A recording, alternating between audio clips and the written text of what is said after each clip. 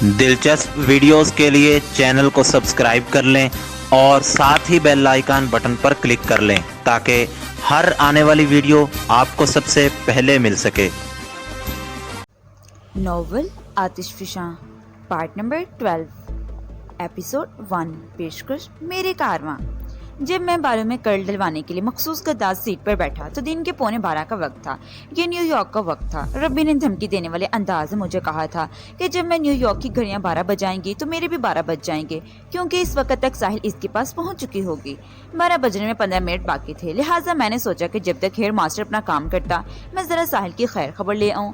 میں نے آنکھیں بند کی اور بند آنکھوں کے پیچھے تیسری آنکھ کو زحمت دی۔ ساحل کے نقوش میری یادداشت میں نقص ہو کر رہ گئے۔ ادھر میں نے تصور کیا، ادھر میرے تصور نے اڑان بھری اور ساحل کے ماحول میں پہنچنے کی کوشش کرنے لگا۔ یہ کام میں کوئی زندگی میں پہلی مرتبہ نہیں کر رہا تھا، مجھے کوشش کرنا پڑتی۔ میں نے اپنے تصور کی کوشش کی جو بات کی ہے تو اس کا مطلب یہی ہے میری وہ کوشش باآور نہیں ہو سکی تھی۔ میری تصور کی نگاہ ساحل کے سراپا کو چھونے میں ناکام ہو گئی۔ اس ناکامی نے مجھے جھنجھوڑ کر رکھ دیا۔ اسی لمحے ربی کے کہے ہوئے سنگین الفاظ میرے دماغ میں چمکنے لگے۔ جب میں نے اسے آئینہ دکھانے کے لیے یہ انکشاف کیا تھا کہ ساحل اس وقت اس کے پاس نہیں بلکہ کسی ہوائی جہاز میں سفر کر رہی ہے، تو اس نے میری صلاحیت کے پیش نظر میرے بڑے معنی خیز انداز میں کہا تھا، میں تمہیں اپ گریڈ کر رہا ہوں وجدان، تمہارے بارے میں قائم کردہ میرا ہر اندازہ درست ہے، تم جانتے ہو میں عملیات کی دنیا میں کس درجے پر ہوں۔ تو کیا ربی نے میرے ساحل کو کسی عمل سے گزار کر میری تصوراتی نگاہ کی دسترس سے دور کر دیا تھا؟ یہ سوال بڑا بھیانک الرز دینے والا تھا۔ میرے پاس ساحل کی خیر و عافیت جانے کا صرف ایک ہی وسیلہ تھا۔ اگر ربی نے اس وسیلے پر بھی کسی عمل کا نقفل دیا تھا تو بڑا یہ گھاٹے والی بات تھی۔ ربی ایسا کرنے کی صلاحیت تو رکھتا تھا، ساحل اس کے چنگل میں پھنسی ہوئی ایک بے بس ہرنی تھی، لیکن نہیں۔ اچانک میرے ذہن میں ایک اہم سوال ابھرا۔ ساحل تو ہوائی جہاز میں سفر کر رہی تھی اور ابھی اس کا اہم راہی نہیں تھا۔ ساحل کا طیارہ 12 بجے نیو یارک ٹائم کے مطابق اسرائیل پہنچنا تھا اور اس میں ابھی کم از کم 10 منٹ باقی تھے۔ پھر ابھی کیوں کر ساحل کو کسی عمل سے گزار سکتا تھا؟ حال یہ البتہ ہو سکتا تھا کہ جہاز کی لینڈنگ کے سلسلے میں ربی نے مجھ سے جھوٹ بولا ہو، ساحل 12 سے پہلے اسرائیل کی زمین پر قدم رکھ چکی ہو اور اب تک واقعی ربی نے اس پر کوئی عمل کر ڈالا ہو۔ یہ خیال کرین قیاس تھا، کیونکہ یہودیوں کا وہ ربی مربی مجھ سے پہلے بھی متعدد غلط بیانیاں کر چکا تھا۔ اس کے بعد کا اقتبار کرنا حماقت کے سوا کچھ نہ تھا۔ میں نے آنکھیں بند رکھتے ہوئے ساحل کے ماحول میں پہنچنے کی 3-4 مرتبہ کوشش کی۔ جب ہر بار ایک ہی جیسا نتیجہ برآمد ہوا تو جھنجھلا کر میں نے آنکھیں کھول دیں۔ اس لمحے ایک سریلا کہکا میری سماعت تک رس گھول گیا۔ اس نسوانی شہدیلی آواز نے مجھے چونک کر ادھر ادھر دیکھنے پر مجبور کر دیا۔ میری اس اضطراری حرکت کو ہیئر آرٹسٹ نے خاص طور پر نوٹ کیا اور وہ ہاتھ رو کر مجھ سے پوچھنے لگا، any problem sir? No problem, میں نے برجستہ یہ کہتے ہوئے دوبارہ آنکھیں بند کر لیں۔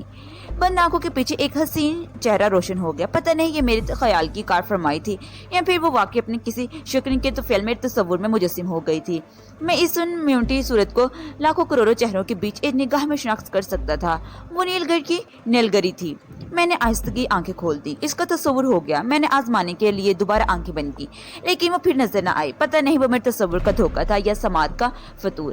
گزشتہ رات بھی میں نے زمین 2 سب وے ٹریک پر اس کا نکری کہکا سماعت کیا تھا۔ میں اس مخصوص رسیلی کھنک اور سریلی چمک والی آواز کو شناخت کرنے میں دھوکہ نہیں کھا سکتا تھا۔ پتہ نہیں وہ اسراروں کی شہزادی کو ساروں کی ملکہ میری زندگی میں کون سا نیا گل کھلانے کا ارادہ رکھتی تھی۔ نیلگری نے کراچی میں مجھ سے مایوس ہونے کے بعد وعدہ کیا تھا کہ وہ اب بھی کبھی میرے پاس نہیں آئے گی، بلکہ مجھے سر کے بل چل کر اس کے پاس پریتوں کی تاج تک پہنچنا ہوگا۔ اگر گزشتہ 24 گھنٹے کے اندر مجھے اس کی آواز کا 2 دفعہ تجربہ ہوا تھا تو پھر یہ سوچنے میں حق بجانب تھا کہ نیلگری نے اپنا وعدہ توڑ دیا تھا، اور یہ بہت ہی عجیب بات تھی۔ اچانک میرے ذہن میں ایک اچھوتا خیال آیا۔ میں تھرڈ آئی کے توسط اسے اپنے ہر شناسہ کے ماحول میں پہنچ جاتا تھا، تو کیوں نہ میں نیلگری کو بھی ٹرائی کرتا۔ اگر میں تصور کی نگاہ کے سامنے اس کے خال و خط کا اس کا سراپا فوکس کرتا تو اس کے ماحول میں پہنچ سکتا تھا، پھر وہ مجھ سے چھپی نہ رہتی۔ میں جان جاتا کہ وہ کہاں ہے اور کیا کر رہی ہے۔ میں نے دوبارہ آنکھیں بند کی اور پری وش نیلگری کے ماحول تک رسائی حاصل کرنے کی کوشش کرنے لگا۔ متعدد بار کی کوشش کے بعد جب میں اس کا اور اس کے ماحول میں سراغ پانے میں ناکام رہا تو مایوس ہو کر میں نے آنکھیں کھول دیں۔ مجھ پر عجیب سی بیزاری اور اکتاہٹ سوار ہو گئی تھی۔ ہیئر آرٹسٹ کا کام ختم ہو گیا تو ہم ایلڈر ساسون سے باہر نکل آئے۔ ہماری اگلی منزل انڈین ریسٹورنٹ دعوت تھا، جہاں ہم تینوں نے ایک شاندار دیسی لنچ تنادل کرنا تھا۔ میں اور وسیم تو پاکستانی تھے، عرصے سے خالص دیسی کھانے کو ترسے ہوئے، لیکن ونگ ہنگ کسی شامل باجے کی طرح ہمارے ساتھ تھا، بلکہ وہ ہمارا میزبان تھا۔ بعض اوقات مہمان اور میزبان کا ایسا کمبینیشن بھی دیکھنے کو ملتا ہے۔ ایک نئے ہیئر کٹ اور منفرد اسٹائل نے ہمارے چہرے کو بڑی حد تک تبدیل کر دیا تھا۔ میک اپ والا معاملہ بات کا تھا، وہ مرحلہ ہم نے ہنگ کے گھر جا کر طے کرنا تھا۔ ونگ ہنگ ایک پروفیشنل فوٹوگرافر ہونے کے ساتھ ہی اعلیٰ پائے کا میک اپ آرٹسٹ بھی تھا۔ ہمارے حلیوں کا انتخاب اور ڈاکومنٹس کے لیے تصویر وغیرہ اسی کو بنانا تھی۔ دعوت میں دعوت اڑانے کے بعد پروگرام کے مطابق ہمیں سیدھا ہنگ کے گھر جانا تھا۔ اب تک کے حالات بتاتے تھے کہ ہنگ میرے حوالے سے پولیس یا ربی کے ہر کاروں کی نگاہ میں نہیں آیا تھا، لہٰذا اس کی اقامت گاہ ہمارے لیے ایک محفوظ ٹھکانہ تھی۔ ویسے بھی صرف آج ہی کے دن کی تو بات تھی۔ ہنگ بڑے دعوے سے کہہ چکا تھا آج کا سورج غروب ہونے سے پہلے وہ ہمیں نیو یارک سے نکال کر نیو جرسی پہنچا دے گا۔ بالوں کو اتنی نئی لک دینے کے لیے وسیم بالکل بدلا دکھائی دینے لگا تھا۔ انسان کے حلیے میں دو چیزوں کی بہت زیادہ اہمیت ہے، ہیئر اسٹائل اور آنکھیں۔ ان میں معمولی سی تبدیلی بھی انسان کو بدل کر رکھ دیتی ہے۔ آنکھیں بدلنے والا محاورہ تو ایسے ہی بن گیا ہے۔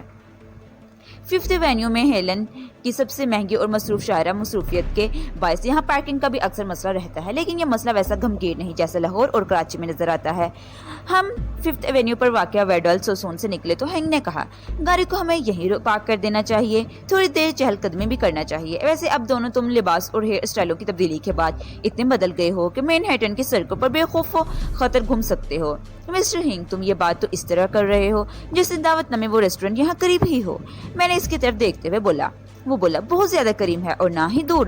ہم اس وقت ففتھ ایونیو پر اسٹریٹ 58 اور 59 کے درمیان کھڑے ہیں۔ دعوت بھی 68 58 اسٹریٹ پر ہی ہے، مگر سیکنڈ اور تھرڈ ایونیو کے درمیان۔ ہمیں اسٹریٹ 58 پر رہتے ہوئے مشرق کی سمت حرکت کرنا ہوگی، تو بسم اللہ کریں۔ میں نے وسیم کی آنکھوں میں دیکھتے ہوئے کہا سنا ہے حرکت میں بڑی برکت ہوتی ہے۔ یہ جملہ میں نے اردو میں ادا کیا تھا۔ مسٹر ہنگ چونک کر میری طرف دیکھنے لگا۔ میں نے اپنے جملے کا مطلب جب اس پر واضح کیا تو وہ جلدی سے اس بات میں گردن جھکنے لگا، پھر گہری سنجیدگی سے بولا ویل سیڈ مسٹر وجدان، حرکت زندگی اور سکون موت کا نام ہے۔ زندہ انسانوں کو کبھی سکون میسر نہیں آ سکتا، پتہ نہیں پھر بھی وہ سکون کی تلاش اور حصول کی خاطر کیا کیا کرتے پھرتے ہیں۔ میں نے ٹھہرے ہوئے لہجے میں کہا ہنگ، اس میں انسان کا کوئی قصور نہیں، وہ اپنی فطرت سے مجبور ہے۔ تلاش اور خواہش صرف اس شے کی جاتی ہے جو مہیا نہ ہو۔ میں دعوے سے کہتا ہوں اگر پوری دنیا میں امن و آشتی کا بول بالا ہو جائے، یہ خطہ کائنات یوٹریپیا کا منظر پیش کرنے والا ہو، انسان تھوڑے ہی عرصے میں اس ماحول سے اکتا جائے گا، اسے بورت اور جھنجھلاہٹ محسوس ہونے لگے گی، وہ کچھ تبدیلیاں کا خواہ ہوگا۔ امن و سکون کے ماحول میں تبدیلی کا مطلب ہے بد امنی اور بے سکونی۔ وہ فضا اور ماحول میں تبدیلی لانے کے لیے عجب عجیب فتنے جھکانے میں مصروف ہو جائے گا۔ جن لوگوں کی کوئی زندگی میں مسئلہ نہیں ہوتا وہ فتنہ جگانے میں بدولی رکھتے ہیں۔ Again well said. Mr Hung نے ستائشی نظر سے مجھے دیکھا۔ I agree with you. ہم اسی قسم کی ہلکی پھلکی گفتگو کرتے ہوئے دعوت کے اندر پہنچ گئے۔ ریسٹورنٹ کا اندرونی ماحول بالکل ویسا ہی تھا جیسا ہنگ نے سرسری طور پر بیان کیا تھا۔ اور تو اور انڈو پاک ریسٹورنٹس کی طرف ڈائننگ ہال بھی ایک ٹی وی بھی موجود تھا، نہ صرف موجود تھا بلکہ اس وقت وہ آن بھی تھا۔ ہم اپنے لیے مخصوص میز پر پہنچے اور تھوڑی دیر بعد ہم نے مینیو میں سے انتخاب کر رہے تھے۔ سبزی کی 2 مختلف ڈشز منگوائی گئیں، ایک چکن کی کوئی مخصوص ڈش تھی۔ اس ریسٹورنٹ کے سموسے اور سوپ اپنی مثال آپ تھے۔ پیشکش کا انداز اگرچہ روایتی مشرقی نہیں تھا لیکن کھانے کی لذت اور ذائقہ ناقابل فراموش تھا۔ میں نے اور وسیم نے سلویار ریسٹورنٹ میں بساختہ گزشتہ ناشتہ کیا تھا، لہٰذا لنچ خوب ڈٹ کر کیا تھا۔ سرد موسم میں ویسے بھی بھوک زیادہ لگتی ہے۔ وہ جنوری کا اختتام تھا، دوپہر کا وقت تھا، مگر مین ہیٹن میں ابھی تک سورج کی شکل دکھائی نہیں دی تھی۔ حالانکہ یہاں کے اسکائی اسکیپرز فلک بوس عمارتیں تو سورج کو چھونے کی دعوے دے نظر آتی تھیں۔ بس وہی بات ہے کہ جو جتنا زیادہ اختیار نظر آتا ہے وہ اتنا ہی زیادہ مجبور اور بے بس بھی ہوتا ہے۔ لنچ اپنے عروج پر تھا کہ ٹی وی پر بریکنگ نیوز چلنے لگی۔ ہم تینوں وقت چونک کر ٹی وی کی جانب دیکھنے لگے کیونکہ وہ نیوز ہمارے ہی متعلق تھی۔ نیو یارک کے عوام کو پولیس کے نئے کارنامے سے آگاہ کیا جا رہا تھا۔ نیوز کاسٹر بڑے جوش و خروش سے بتا رہی تھی کہ نیو یارک پولیس کو پچھلے 2 دن سے جن پاکستانی دہشتگرد کی تلاش تھی ان کا ٹھکانہ ڈھونڈ لیا گیا ہے، مگر امریکہ دشمن وجدان نامی وہ دہشت گرد پولیس کی آنکھوں میں دھول جھونکنے میں کامیاب ہو گیا۔ وجدان کے ٹیکسی ڈرائیور ساتھی کا نام وسیم معلوم ہوا ہے۔ وجدان کی طرح وہ بھی پاکستانی ہے۔ وجدان وسیم کے اپارٹمنٹ میں چھپا ہوا تھا۔ شوگر ہل ہارلم میں واقع مذکورہ اپارٹمنٹ پر پولیس کی بھاری جمعیت نے چھاپا مارا لیکن مطلوبہ وسیم اور وجدان اپارٹمنٹ پر نہیں ملے۔ پولیس کا خیال ہے وہ انہیں دیکھنے میں کامیاب ہو گئے ہوں گے، لہٰذا پولیس کی آنکھیں بچا کر ادھر ادھر ہو گئے۔ بہرحال پولیس نے ڈپارٹمنٹ پر کڑی نظر نگرانی پر مقرر کر دی ہے۔ پولیس ہمارے نیو یارک میں پولیس بڑی سرگرمی سے انہیں تلاش کر رہی ہے۔ نیو یارک خصوصاً مین ہیٹن کے تمام hotels, restaurants, guest houses, shopping malls اور جتنے بھی ڈپارٹمنٹل اسٹورز کے مالکان سے خصوصی درخواست کی گئی کہ وہ اپنی آنکھیں کھلی رکھیں اور مجرموں کی گرفتاری کے سلسلے میں پولیس سے بھرپور تعاون کا مظاہرہ کریں۔ آخر میں میرے اور وسیم کے فوٹوگراف کے فریم بھی دکھائے گئے۔ وسیم کی تصویر پتہ نہیں کیسے پولیس والوں کے ہاتھ لگ گئی تھی۔ ٹی وی اسکرین پر کل 3 افراد فریم دکھائے جا رہے تھے۔ ایک فریم میں وسیم کی تصویر تھی، دوسرے میں وجدان کی یعنی میری اصلی صورت، اور تیسرے میں ڈسلوا کی تصویر تھی۔ NYPD کی کارکردگی پر واقعی قابل داد تھی۔ اس بریکنگ نیوز کی بینچ لائن بڑی سنسنی خیز تھی، جس میں بتایا گیا کہ ڈسلوا کی آئی ڈی کا استعمال کرنے والا یہ پاکستانی دہشت گرد وجدان نہایت ہی خطرناک انٹرنیشنل کرمینل ہے۔ امریکہ سے یہ بھاگ کر کہیں اور جانے کی کوشش کر رہا ہے اور اس نے یہاں پر قدم رکھنے سے پہلے یہ دنیا کے بہت سے ممالک میں بڑی افراتفری پھیلا چکا ہے۔ لہٰذا اس شخص کی گرفتاری کے لیے عوام پوری طرح پولیس سے تعاون کرے۔ وہ تو شکر تھا ہم تبدیل شدہ حلیوں میں تھے، ورنہ کوئی بھی من چلا نیو یارک پر ہم پر ہاتھ ڈال دیتا۔ وسیم نے سرگوشانہ انداز میں کہا، صورتحال بڑی خوفناک ہوتی جا رہی ہے۔ کیا تم کسی قسم کا ڈر محسوس کر رہے ہو؟ میں نے استفسار کیا۔ وہ گہری سنجیدگی سے بولا، بات ڈر اور خوف کی نہیں ہے۔ پھر کیا بات ہے؟ میں الجھ کر رہ گیا۔ مسٹر ہنگ بھی پوری طرح ہماری طرف متوجہ ہو گیا۔ ہمارے درمیان وہ گفتگو انگلش میں ہو رہی تھی۔ وسیم میرے استفسار کے جواب میں تامل ہو کر بولا، یار میں اپنے گھر والوں کی وجہ سے پریشان ہوں۔ کیوں؟ انہیں وہاں بیٹھے بٹھائی کیا ہو گیا؟ وہ جانتے ہیں میں شوگر ہل میں رہتا ہوں اور یہاں پر ٹیکسی چلاتا ہوں۔ وہ تشویش بھرے لہجے میں بولا، اگر یہ خبریں ان تک پہنچ گئیں تو وہ کیا سوچیں گے؟ میں تو پوری دنیا میں ایک خطرناک مجرم کے بطور شامل ہو جاؤں گا۔ اس کی تشویش بجا اور فکر برحق تھی۔ میں جس راہ کا مسافر تھا یہ کام فیملی والوں کے بس کا نہیں۔ وسیم نے میرے ساتھ چلنے کا عزم کر کے جس آتش قدے میں چھلانگ لگائی تھی وہ چلنے کا عزم کر کے اور اس کی فیملی کو جلا کر بھسم کر دیتا۔ میں نے اسی لمحے فیصلہ کر لیا کہ اسے پاکستان میں کہیں سیٹ کرنے کی کوشش کروں گا۔ تفصیلات کے بارے میں بعد میں سوچا جا سکتا تھا، فی الحال اسے ایک بھرپور تسلی کی ضرورت تھی، لہٰذا میں نے یہ کام ضرور کیا۔ دیکھو وسیم، میں نے آواز نیچی رکھتے ہوئے کہا، یہ خبر ایک لوکل چینل سے نشر کی گئی ہے، اس لیے فیلڈ فورس پاکستان پہنچنا سمجھ میں نہیں آتا۔ پھر یہ بھی ضروری نہیں کہ پاکستان پہنچنے کے بعد یہ خبر تمہاری فیملی تک رسائی حاصل کر سکے۔ تم ایک کام کرو۔ کیا کام؟ اس نے سوالیہ نظر سے مجھے دیکھا۔ میں نے پوچھا، گھر والوں سے تمہارا رابطہ کس طرح قائم ہے؟ ٹیلی فون، دونوں ذرائع سے۔ اس نے جواب دیا، ادھر سے خط آتا ہے، میں ادھر سے فون کرتا ہوں۔ آخری رابطہ ہوئے کتنا عرصہ ہو گیا ہے؟ لگ بھگ 1 ماہ، اس نے جواب دیا۔ لیٹس گڈ، میں نے ایک بے آواز چٹکی بچائی۔ تم آج ہی اسے اپنے گھر کردار اور انہیں بتاؤ کہ چند روز پہلے تم اپنی رہائش اور روزگار تبدیل کر لیا ہے۔ اب تم نیو جرسی میں کسی فوٹوگرافر کی دکان پر کام کرتے ہو۔ ایڈریس وغیرہ انہیں بعد میں بھی بھیجا جا سکتا ہے۔ اور وہ جو عید منانے پاکستان گیا ہوا ہے، وسیم کا اشارہ اپنے اپارٹمنٹ ساتھی نوید کی طرف تھا، وہ میرے گھر بھی جائے گا، اس طرح میرا جھوٹ پکڑا جائے گا۔ میں سر پکڑ کر رہ گیا، مجھ پر جھنجھلاہٹ سوار ہونے لگی تو میں نے وسیم سے کہا، بہت دور سوچنے کی فی الحال ضرورت نہیں، اپنے تازہ ترین اور ایمرجنسی حالات پر توجہ مرکوز کرو۔ میں تم سے جو کہہ رہا ہوں بس اتنا ہی کرو، بات کی بعد میں دیکھی جائے گی۔ میں تمہارے مسئلے کو پوری طرح حل کرنے کی کوشش کروں گا اور مجھے امید ہے یہ مسئلہ ضرور حل ہوگا۔ وسیم خاموش ہو گیا اور میں سوچنے لگا کہ وسیم کو پاکستان میں سیٹ کرنے کا میرا فیصلہ انتہائی مناسب تھا۔ اگر پاکستان میں اس کے روزگار کا کوئی مناسب سیٹ اپ بن جاتا تو اپنی فیملی کے قریب ہو سکتا تھا اور اس کے لیے یہی بہتر تھا۔ فوری طور پر میں نے اسے اپنے منصوبے سے آگاہ کرنا ضروری نہ سمجھا، یہ بات اسے آرام سے بھی سمجھائی جا سکتی تھی۔ اس دوران مسٹر ہنگ خاموش بیٹھا ہماری سنتا رہا۔ جب ہم خاموش ہوئے تو وہ بول اٹھا، ایک بات ضرور کہوں گا، چاہے آپ لوگوں کو برا ہی کیوں نہ لگے۔ ہم دونوں نے سوالیہ نظروں سے اس کی طرف دیکھا۔ اس نے وضاحت کرتے ہوئے کہا، آپ دونوں 2 مختلف راہوں کے مسافر ہو۔ وہ 100% درست کہہ رہا تھا۔ وسیم کی تازہ ترین کیفیت کو دیکھتے ہوئے میں اسی نتیجے پر پہنچا تھا۔ ظاہر ہے جس کی فیملی ہوگی وہ ان لوگوں کے لیے پریشان بھی ہوگا، اگر نہیں ہوگا تو پھر وہ انسان نہیں ہوگا۔ انسان اور پریشان لازم و ملزوم ہے۔ مسٹر ہنگ، اس موضوع پر ہم بعد میں بات کریں گے، میں نے نہایت ہی گمگیر آواز میں کہا۔ ساتھ ہی مسٹر ہنگ کو آنکھ کا مخصوص اشارہ بھی کر دیا۔ وسیم اس وقت ٹیبل پر رکھے اپنے ہاتھوں کو گھور رہا تھا۔ اٹس اوکے، ہنگ میرا اشارہ سمجھتے ہوئے جلدی سے بولا۔ ہم دعویٰ سے اٹھنے ہی والے تھے کہ ایک ناخوشگوار واقعہ پیش آ گیا۔ ویسے تو ہم جس قسم کے واحد حالات سے گزر رہے تھے اس میں خوشگواریت کو زیادہ عمل دخل نہیں رہا تھا، پھر بھی دعوت میں جو سامنے حالات آئے وہ سنگینی میں بھی مختلف نوعیت کے تھے۔ اچانک 2 باوری پولیس والے ریسٹورنٹ میں داخل ہوئے اور ریسپشن پر کھڑے ہو کر بڑی چوکنا نظروں سے ڈائننگ ہال کا جائزہ لینے لگے۔ ہم میں سے ہر ایک نے آمدار حالات کی روشنی میں یہی سمجھا کہ وہ وجدان اور وسیم کی تلاش میں وہاں جھانکتے آئے ہیں۔ چور کی داڑھی میں تنکا ہوتا ہے اور بعض اوقات یہ تنکا اتنا بڑا ہو جاتا ہے کہ کسی کی توجہ دلائے بغیر ہی محسوس ہونے لگتا ہے اور تنکے کا حامل چینک چینک کر پوری دنیا کو بتا رہا ہوتا ہے، میں چور ہوں، میں ہوں چور۔ پورے والوں پر نگاہ پڑتے ہی وسیم نروس ہو گیا۔ اس کا ذہن پہلے ہی الجھا ہوا تھا۔ اسی پریشانی میں سے ایک اضطراری سرزست ہو گئی۔ اس کا ہاتھ سالن والی ایک ڈش ڈونگے سے ٹکرا گیا اور ڈونگا میز کو چھوتے ہوئے فرش پر جا گرا۔ रेस्टोरेंट का फर्श चिकना फूलदार उम्दा पॉलिस्टाइलों से सजा था। डूंगे और फर्श के बाहमी टकराव से एक मखसूस छनका कर दर्रेदार आवाज पैदा हुई। चीनी का बना हुआ डूंगा टुकड़ों में तकसीम हुआ और सारा सालन फर्श पर बिखर गया। इस वक्त रेस्टोरेंट का डाइनिंग हॉल तकरीबन भरा हुआ था, मगर इस छन्ना की आवाज ने पुलिस वालों को हमारी तरफ मतवज्जो कर दिया। ये एक एन फितरी पेशकदमी थी। अगर वो इस रेस्टोरेंट में किसी की तलाश में आए थे तो इन्हें इधर ही का रुख करना चाहिए था। वेटर सूरत हाल से आगाह हुआ तो एक वाइपर संभालने फिलफोर हमारे मेज की जानिब बढ़ा, लेकिन इससे पुलिस वाले हमारे करीब पहुंच गए। मैं किसी की तरफ देखे और किसी को मुखातिब किए बगैर आवाज में सरगोशी की। कॉन्फिडेंस। मेरे एक लफ्जी मशवरा मिस्टर हिंग और वसीम तक पहुंचाया नहीं। बहरहाल मैंने अपने फर्ज पूरा कर दिया। अगर इस मौका पर हम भरपूर एतमाद का मुजाहिरा करते तो सूरत हालात को अपने हाथ में लिया जा सकता था, और हमने इस मुजाहिरे में पहल की।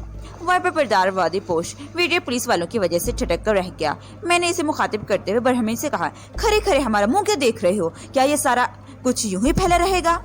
अमेरिका में कस्टमर को बहुत ज्यादा अहमियत दी जाती है और इसकी खुशनुदी को हर सूरत ख्याल रखा जाता है। एक कामयाब कारोबार की यही असूल है और माकूल की कारोबार भी यही निशानी है। Waiter, so sorry sir, so sorry कहते हुए आगे बढ़ा। पुलिस वालों ने इसके काम में रुकावट डालने की कोशिश नहीं की। वो हमारी तरफ मतवज्जो हो गए। इनका तवज्जो मरकज में वसीम था। हिंग शक्लो सूरत में हमसे अलग थलग था, लिहाजा पुलिस वालों को सिर्फ हमें मरकज निगाह बनाना यही जाहिर करता था वो हमारी ही खोज में है। यस ऑफिसर, मैंने एक पुलिस वाले की आंखों में देखते हुए कहा। वो मेरे चेहरे के पीछे झांकने की कोशिश करते हुए बोला, शो योर आईडी। आईडी? मैंने खुफिया मेज लहजे में कहा, क्या मैं अपनी फाइलें और डॉक्यूमेंट साथ साथ लेके घूमता हूँ? मेरा नाम सुल्तान है और ये मेरा दोस्त सलमान है।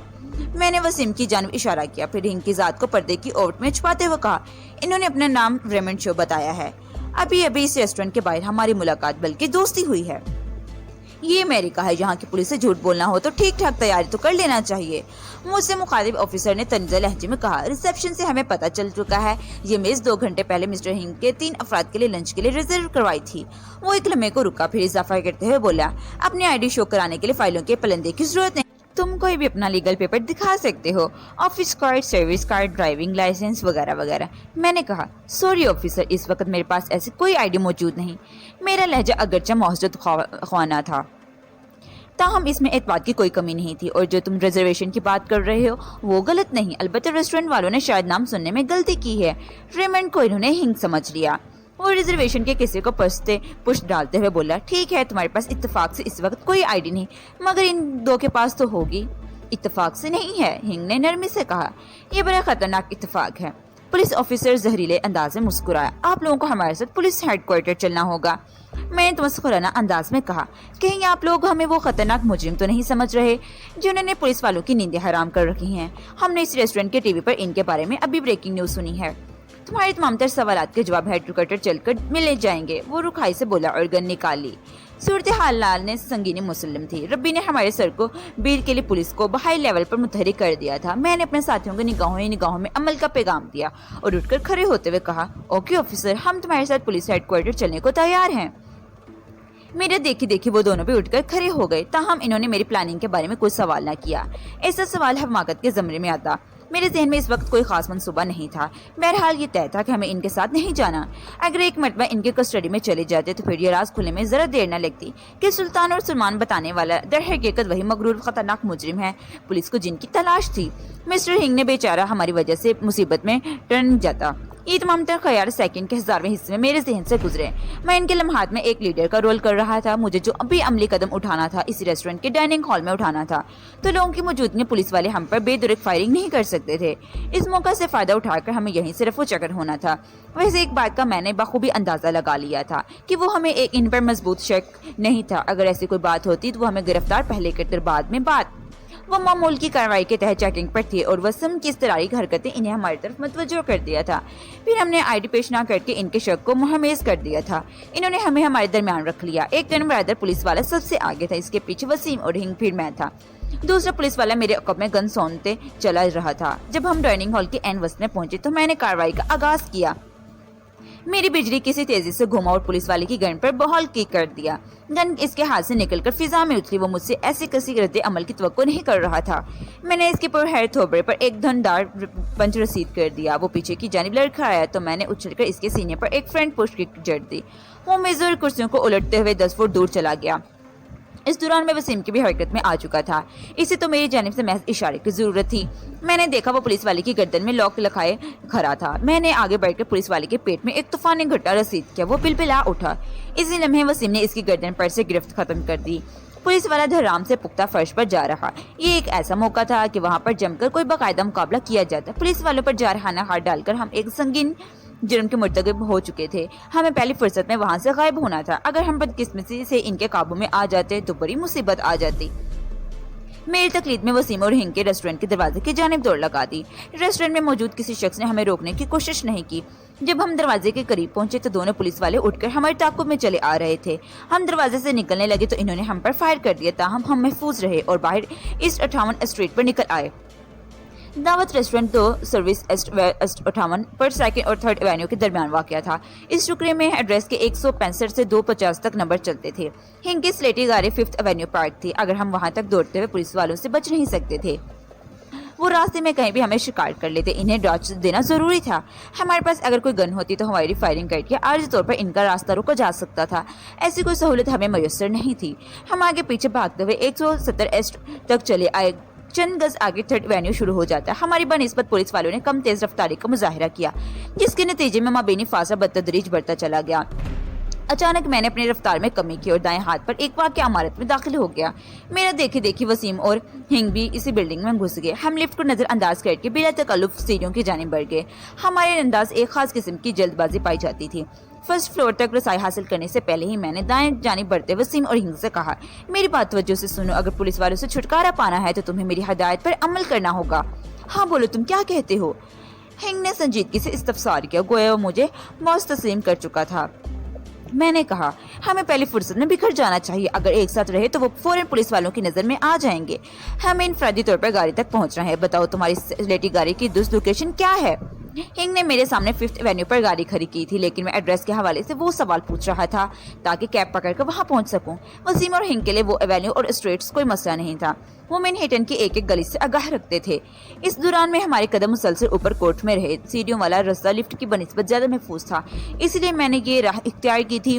जब हमने फर्स्ट से सेकंड फ्लोर की सिमत बढ़ना शुरू किया तो वसीम ने कहा, क्यों ना हम विडाल सासोन के सामने मिलें, वहां से ग्यारह ज्यादा दूर नहीं। मिस्टर हिंग ने इसकी तजवीज़ की तरवीद की और कहा, ज़्यादा बेहतर होगा कि हम दी पोर्ट कोर्ट में मिलें। दी पोर्ट को होटल प्लाजा की लॉबी में वाक़या है। हम कैब या बस वगैरह से बैठकर वहां पहुंच सकते हैं, लेकिन पहले इन पुलिस वालों से जान छुड़ाना होगी। समझ लो, इनसे तो जान छूट गई, मैंने चुटकी बजाते हुए कहा। दी पाम कोर्ट वाला आइडिया भी यहाँ डन है। अब मेरी बात गौर से सुनो। मैंने एक लम्हे को तौक़ुफ़ किया, फिर अपने फौरी मंसूबे से इन्हें आगाह करते हुए कहा, हम सेकंड फ्लोर पर पहुंचने वाले हैं। मिस्टर हिंग, तुम यहाँ से हमसे बिछड़ जाओगे। हम दोनों इन्हीं सीढ़ियों से थर्ड फ्लोर की सिमत बढ़ेंगे। मिस्टर हिंग, तुम सेकंड फ्लोर पर जितना चाहो वक्त गुजार लो। इसके बाद हाथ पांव बचाकर इमारत से निकलना और सीधे प्लाजा होटल की लॉबी में पहुंच जाना। ओके? It's okay. वो उस बात में गर्दन हिलाते हुए बोला, मेरे ख्याल है मैं लोगों के हजूम में शामिल होकर लिफ्ट के रास्ते से निकल जाऊंगा। ये तरकीब ज्यादा मौसर रहेगी। तुम बिल्कुल दुरुस्त और महफूज खतूत पर सोच रहे हो, मैंने ताइदी अंदाज में कहा। पुलिस वाले को 3 भगोरों की तलाश है। वो सोच भी नहीं सकते कि हम यूं बिखर कर लोगों के हजूम में इन्हें जल्द दे जाएंगे। मैं और वसीम भी यही तरीका आजमाएंगे, लेकिन अलग अलग। इस मकसद के लिए वसीम थर्ड फ्लोर को और मैं फोर्थ फ्लोर को इस्तेमाल करूंगा। हमारी कार्रवाई में 5-5 मिनट का वक्फा होगा ताकि कहीं फिर इस एक लिफ्ट में हम तीनों को एक यकजा न होना जाए। 5 मिनट में एक एक्सप्रेस लिफ्ट ऊपर से नीचे इमारत के कई चक्कर लगाती है। ठीक है मिस्टर हिंग, सेकंड फ्लोर आ गया। अब तुम हमसे जुदा हो रहे हो। हम नहीं जानते तुम कौन हो। हाय। अपनी बात खत्म करते ही मैंने वसीम के साथ थर्ड फ्लोर की सीढ़ियां चढ़ने लगा। इसकी हैड बड़ी सरगोशी मेरी समात तक पहुंची। वजदान, तुम इंसान हो या मशीन? संगीन तरीन सूरत हालात में तुम्हारा दिमाग ज्यादा तेजी से काम करने लगता है। तुम मुझे इस वक्त एक ऐसे कमांडर नजर आ रहे हो जो सैकड़ों सिपाहियों के दस्ते को एन मुकाम जंग पर कारी हदायत दे रहा हो। और तुम? मैंने इसकी तरफ देखे बगैर कहा, हंगामे हालात में सालन से भरे डोंगे गिराते रहते हो। इंसान को इतना भी कमजोर असाब नहीं होना चाहिए।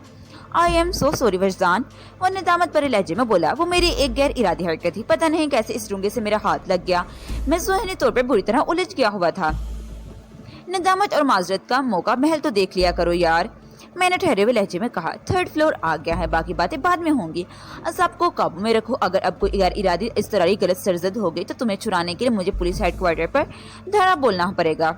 इसने मुतशक्राना जज्बात से सच्ची आंखों से मुझे देखा और बोला, तुम एक अजीम इंसान हो। میری تعارفوں میں وقت ضائع کر کے تم پھر وہی غلطی کرنے جا رہے ہو جو پولیس کے ہاتھ تمہاری گردن تک پہنچا دے گی، میں نے ٹھوس لہجے میں کہا۔ گو آن۔ پھر میں پیچھے پلٹے بغیر 4th فلور کی جانب جانے والے زینے طے کرنے لگا۔ ہوٹل پلازا کی شاندار عمارت 5th ایونیو اور ویسٹ انسٹ اسٹریٹ کے سنگم پر واقع ہے۔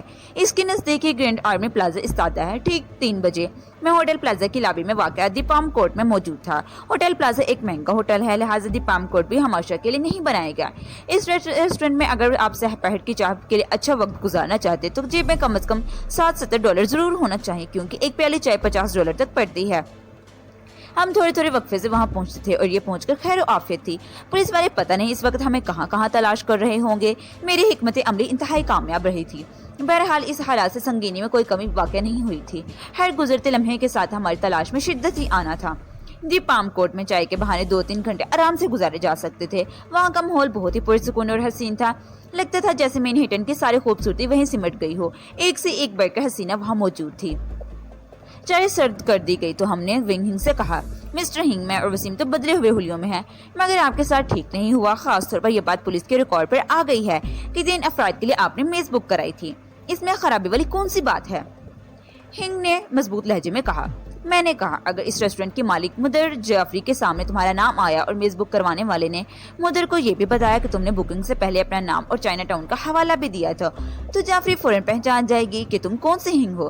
پھر پولیس والے نیچے جھاڑ کر تمہارے پیچھے پڑ جائیں گے۔ میرے خیال ہے ایسا کچھ نہیں ہوگا، وہ بے پرواہی سے بولا۔ تمہارا یہ خیال کس بنیاد پر ہے؟